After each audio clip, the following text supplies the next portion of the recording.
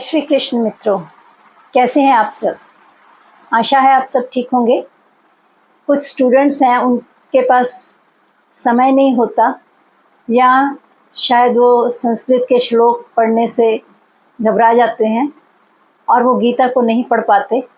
परंतु हम कोशिश करेंगे कि बहुत आसान भाषा में गीता के बारे में हम डिस्कशन करें, ताकि बच्चे भी गीता में लिखे हुए विचारों को समझ सकें।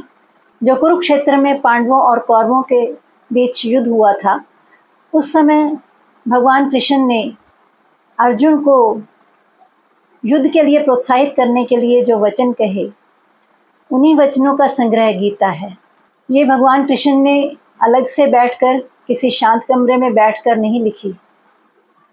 गीता के वचनों को युद्ध क्षेत्र में बोला गया और बाद में उन्हें उन वचनों को गीता का रूप दिया गया। गीता आग की तरह है, जो हमारी अंदर की बुराइयों और कमज़ोरियों को नष्ट कर देती है। जब अर्जुन युद्ध क्षेत्र में विचलित हो गए कि युद्ध लड़ूं या ना लड़ूं और कैसे लड़ूं, जब सामने अपने खड़े हुए हैं, तो श्री कृष्ण ने उन्हें यह धर्म युद्ध लड़ने के लिए प्रोत्साहित किया।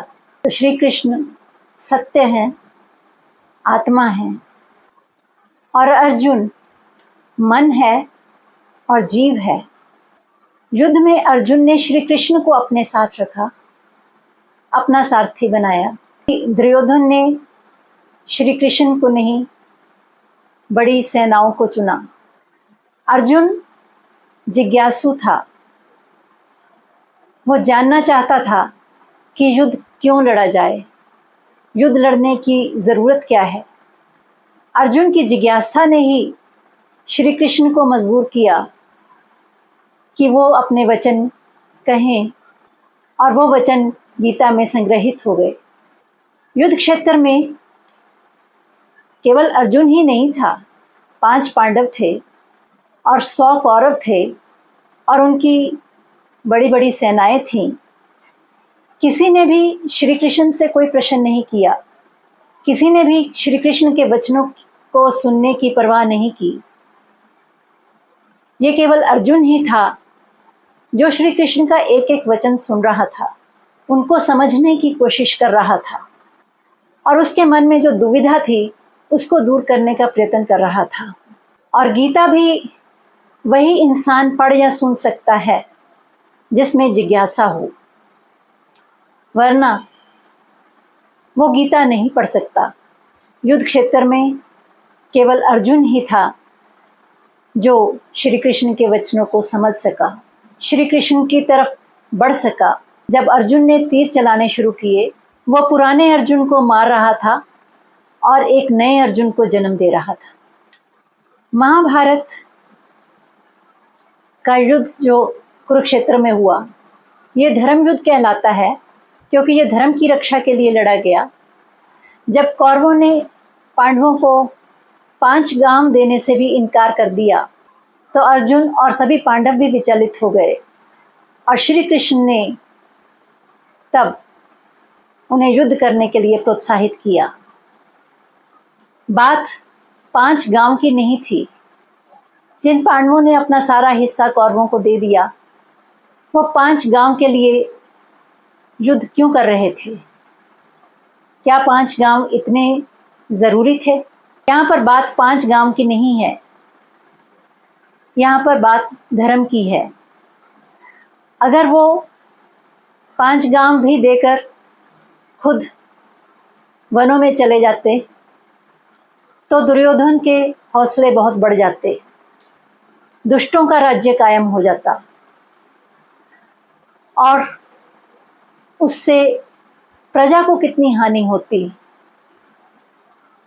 धर्म की रक्षा कौन करता?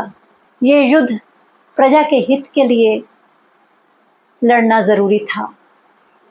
इसलिए श्री कृष्ण ने अर्जुन से कहा कि बस अब बहुत हो गया, अब युद्ध करो। अब युद्ध को रोकना असंभव है, क्योंकि अगर अब युद्ध को रोका तो दुष्टों का राज्य कायम होगा। इस युद्ध में करोड़ों सैनिक शहीद हुए और कुरुक्षेत्र की मिट्टी उनके खून से लाल हो गई। तो क्या ये केवल 5 गांव के लिए ही था? नहीं।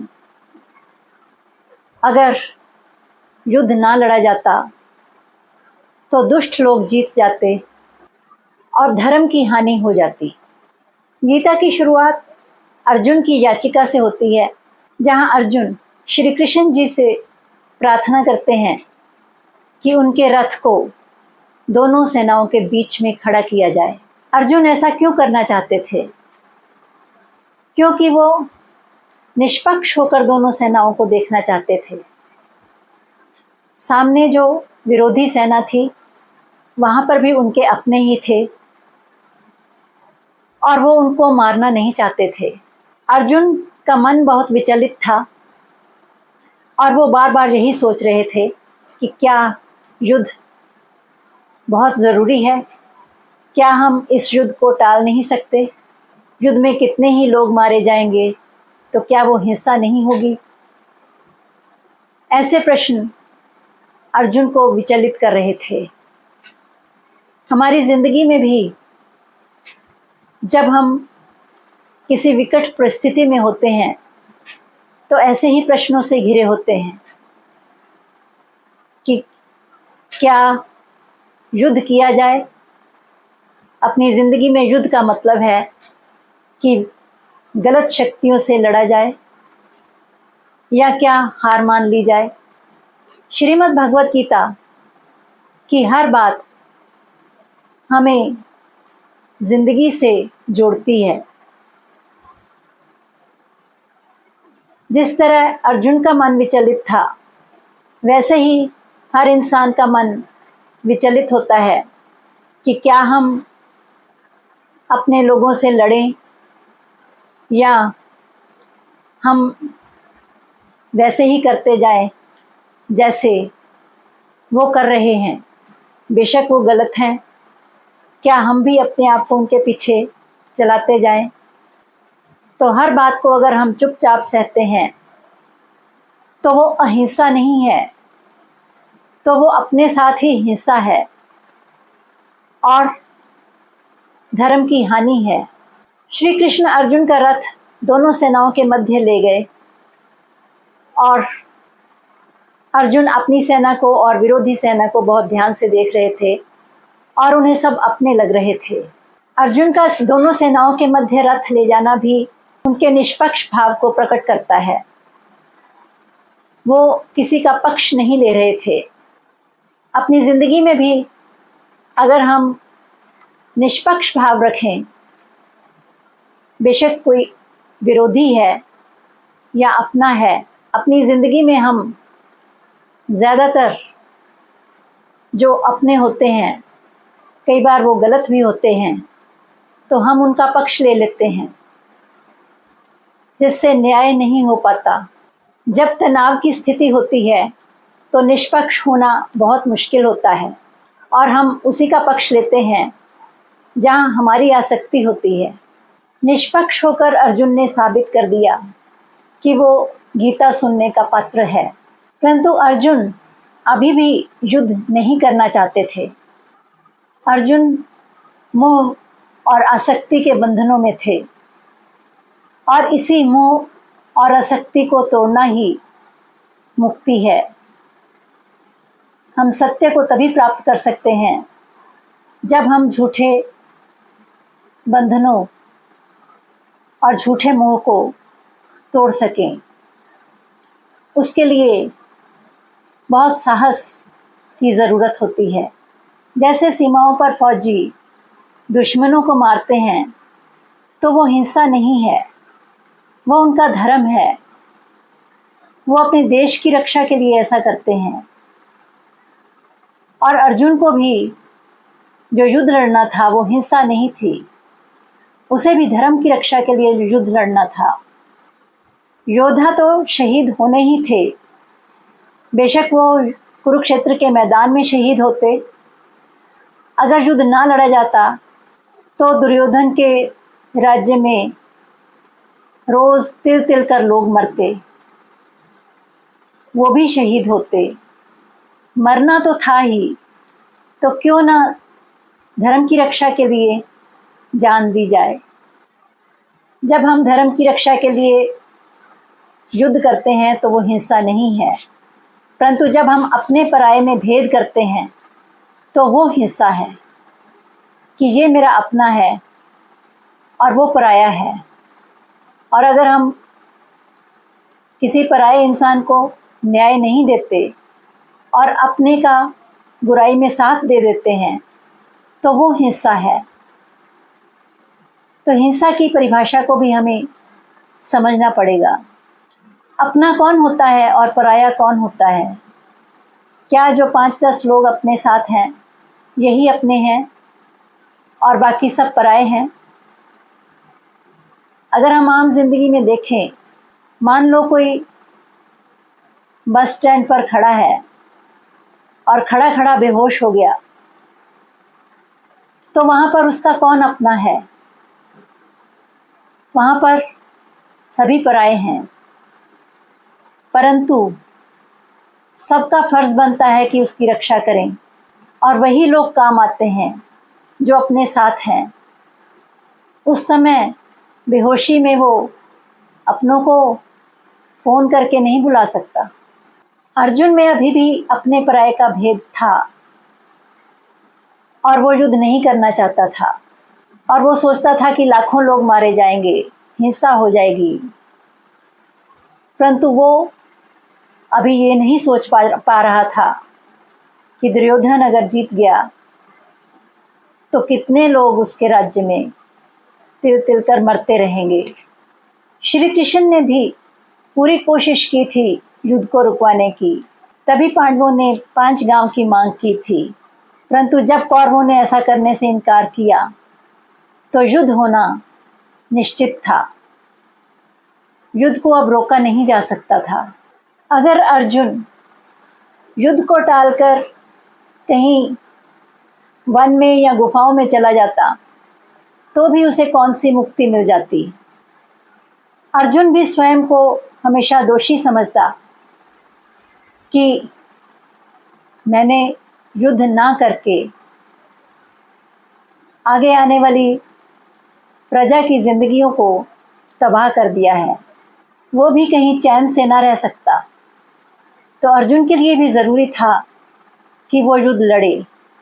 हमारे अंतर मन में जो दोष के भाव आ जाते हैं उनसे छुटकारा पाने के लिए और सच्चाई का साथ देने के लिए हमें युद्ध लड़ना ही पड़ेगा। अर्जुन को युद्ध लड़ना ही पड़ेगा। हर इंसान में अर्जुन है, क्योंकि हर इंसान अपने मन से काम करता है और हर इंसान में कृष्ण भी है, क्योंकि इंसान की आत्मा सत्य को तलाशती ही रहती है। इसीलिए हम गीता में देखते हैं कि जो पहले अध्याय का अर्जुन है वो 18वें अध्याय का अर्जुन नहीं है। 18वें अध्याय में जो अर्जुन है वो बिल्कुल बदला हुआ है। धर्म का अर्थ है सही कर्म करना। कर्म तो करना ही है, ठीक करें या गलत करें, तो क्यों ना ठीक कर्म करके मुक्ति की तरफ, सत्य की तरफ अपने कदम बढ़ाए जाएं। हम लोग अहिंसा की बात करते हैं। कौन सी अहिंसा है? किसी को कष्ट नहीं देना, दूसरे की बात मानना, चुप करके सब कुछ सहना, इसी को अहिंसा कहते हैं। ये अहिंसा नहीं, कायरता है। युद्ध तो लड़ना ही पड़ेगा। इसका मतलब ये नहीं है कि हम बिना मतलब के लड़ते रहें। इसका अर्थ केवल ये है कि जहाँ पर भी धर्म की हानि हो रही हो, अन्याय हो रहा हो, गलत काम हो रहा हो, वहाँ पर हमें लड़ना ही चाहिए। अगर हम वहाँ पर चुप रहते हैं, अपने आप को अहिंसक कहते हैं, तो भी हम दोषी हैं। अगर हम अन्याय के खिलाफ नहीं बोलेंगे तो कौन बोलेगा। हमें भी अर्जुन की तरह सही निर्णय लेना है कि अपने आप को श्री कृष्ण को समर्पित करना है। जैसे अर्जुन ने अपने आप को श्री कृष्ण को समर्पित किया तो उसकी सारी दुविधाएं दूर हुई, वैसे ही हमें भी श्री कृष्ण की तरफ जाना है। हमें ये हठ छोड़ना होगा कि हम स्वयं ही कर लेंगे। जैसे दुर्योधन ने कहा था कि वो स्वयं सब कुछ कर सकता है, और अर्जुन ने निर्णय लिया कि उसे सिर्फ श्री कृष्ण चाहिए और बाकी सभी काम श्री कृष्ण ने स्वयं ही कर दिए। अर्जुन तो एक माध्यम था, जो योद्धा थे उन्होंने तो मरना ही था। यही बात श्री कृष्ण ने उसे समझाई। सो हमें अपना पहला निर्णय सही रखना है कि हमें परमात्मा का साथ, श्री कृष्ण का साथ रखना है। बाकी निर्णय श्री कृष्ण स्वयं कर लेंगे। हमें स्वयं को उनके भरोसे छोड़ना है, जैसे अर्जुन ने स्वयं को उनके भरोसे छोड़ा। जब अर्जुन में आत्मबल का अभाव था तो वह श्री कृष्ण से यह भी बार बार कह रहा था कि श्री कृष्ण उसे भ्रमित कर रहे हैं। जो दुष्ट आत्माएं होती हैं वो कई बार श्री कृष्ण पर भी शक करती हैं। वैसे ही अर्जुन को भ्रम हो रहा था और श्री कृष्ण उसका भ्रम दूर करने की कोशिश कर रहे थे। कृष्ण तो हर समय अर्जुन के लिए उपलब्ध थे, परंतु अर्जुन ही उनको उपलब्ध नहीं हो रहा था। जैसे परमात्मा हमेशा हमारे साथ होते हैं, परंतु हम ही परमात्मा से दूर होते हैं। परंतु फिर भी अर्जुन जिज्ञासु था और वो श्री कृष्ण के वचनों का लाभ ले सका, जबकि वहाँ खड़े हुए पांडव और कौरवों में से कोई भी श्री कृष्ण के वचनों का लाभ नहीं ले सके। कृष्ण के निकट जाने की एक कीमत होती है, हमें अपने विरुद्ध जाना पड़ता है, क्योंकि जीव का मन बहुत भटकता है और उस मन के विरुद्ध जाना पड़ता है। अर्जुन ने ऐसा ही किया, जबकि दूसरे लोग अपने मन में भटके हुए थे और वो श्री कृष्ण के पास नहीं पहुंच सके और वो गीता के वचनों को नहीं सुन सके। इसीलिए अर्जुन का दूसरा नाम अर्जन भी है। अर्जन का मतलब है अर्जित कर पाना, और वो अर्जित कर पाया। ये हमारे मन पर निर्भर करता है कि हम श्री कृष्ण को कैसे देखते हैं। कई लोग श्री कृष्ण को माखन चोर या लड्डू गोपाल प्यार से कहते हैं। ये श्री कृष्ण का प्रेम ही है जो एक आम इंसान उन्हें इन नामों से संबोधित कर देता है, परंतु उनके जो भी नाम हैं, हमें उनकी विशाल रूप को कभी नहीं भूलना चाहिए। श्री कृष्ण का मतलब अपने मन के साथ युद्ध करना और अपने जीवन को सत्य की तरफ ले जाना है। अर्जुन भी श्री कृष्ण को समझने की कोशिश कर रहा है, परंतु उसके मन में बार बार ये विचार भी आ रहे हैं कि अगर वो युद्ध करेगा, सभी सैनिक शहीद हो जाएंगे, तो उनकी स्त्रियां विधवा हो जाएंगी और वो कैसे जीवन जिएंगी। अर्जुन जो मरे हुओं की फिक्र कर रहा है, ये उसकी करुणा नहीं, उसका कुतर्क है। वो तर्क की बात नहीं कर रहा। हमारा मन अपनी दुर्बलता को छिपाने के लिए हजारों तर्क ढूंढ लेता है और जो मुश्किल परिस्थितियां हैं उनसे भागना चाहता है, आसान परिस्थितियों में रहना चाहता है, अपने कंफर्ट जोन में रहना चाहता है। परंतु ऐसा करके सत्य के समीप नहीं जा सकता। ऐसा करके श्री कृष्ण के समीप नहीं जा सकता। गीता भी तब होती है जब दो होते हैं, एक समझने वाला और एक समझाने वाला, एक अर्जुन और एक श्री कृष्ण। बहाने बनाने वाला अर्जुन खुद को नहीं समझा सकता, उसे श्री कृष्ण की सख्त ज़रूरत है। और श्री कृष्ण को भी अर्जुन जैसा शिष्य चाहिए जो उन्हें समझे और धर्म की रक्षा के लिए तैयार हो। अगर हम सच्चाई देखें तो अर्जुन के साथ तो श्री कृष्ण ही हैं, तो वो अपनों के खिलाफ नहीं गया, अपनों के साथ ही गया, क्योंकि उनके अपने तो श्री कृष्ण ही हैं और अर्जुन श्री कृष्ण के साथ ही है। तो वो अपनों का विरोध नहीं कर रहा है, वो श्री कृष्ण के साथ है। श्री कृष्ण उसे समझाते हैं कि हमारी आत्मा ही अपनी है और कोई संगी साथी नहीं होता। अध्यात्म उनके लिए है जिसकी अर्जुन जैसी स्थिति हो जाए। अर्जुन के हाथ पांव ठंडे पड़ रहे हैं, मुंह सूख रहा है, वो युद्ध करने से घबरा रहा है। ऐसी सारी परिस्थितियों में उसका अपना कौन है? अपने श्री कृष्ण ही हैं। ऐसी परिस्थिति में ही जीवन में भी हमें श्री कृष्ण ही याद आते हैं। जब हम विपरीत परिस्थितियों में हमारे हाथ पांव फूलने लगते हैं, हम घबरा जाते हैं, अपने आप को अकेला महसूस करते हैं, तभी हम श्री कृष्ण को अपने पास महसूस कर सकते हैं। और हमें भी विपरीत परिस्थितियों में श्री कृष्ण प्रेरित करते हैं, परंतु ऐसा तभी होता है जब हम उन्हें अपने पास महसूस करें। तभी कहते हैं जब जीवन में कृष्ण तब आ जाए तभी श्री कृष्ण की बात समझ आएगी। जय श्री कृष्ण।